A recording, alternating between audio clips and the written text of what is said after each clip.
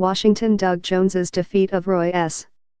Moore in Tuesday's bitterly fought special Senate election was one of the most unlikely upsets in recent campaign history. But the Democrats' victory in Alabama carries some more immediate political implications. Voters in Alabama cities and most affluent suburbs overwhelmingly rejected M.R. Moore's candidacy, an ominous sign for Republicans on the ballot next year in upscale districts.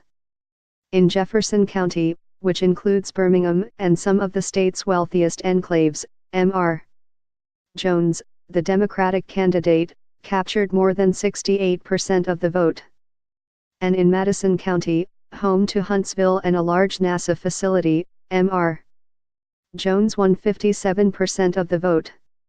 While these Alabamians, many of them women, may have been appalled by the claims of sexual misconduct against M.R. Moore, results like these were not isolated to this race. They mirrored returns in last month's statewide and legislative races in Virginia, a state filled with well-heeled suburbanites. These highly educated and high-income voters, while often open to supporting Republicans, are uneasy with the hard-edged politics of President Trump and part of the reason his approval ratings are so dismal.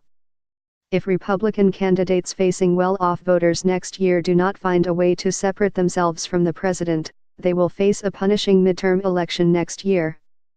Democrats struggled for years, under President Barack Obama, to turn out African American voters in off-year elections. For M.R. Jones, robust black turnout was essential to victory. He poured resources into African American outreach and even summoned political leaders from out of state, including Senator Cory Booker of New Jersey and Deval Patrick, the former Massachusetts governor, to help in the race's final days. Black voters turned out in force, handing M.R. Jones a decisive lead in Alabama cities and predominantly black rural counties. In Jefferson County, home to Birmingham and its wider suburbs, turnout exceeded the 2014 governor's race by about 30%, and M.R. Jones nearly matched Hillary Clinton's vote total there.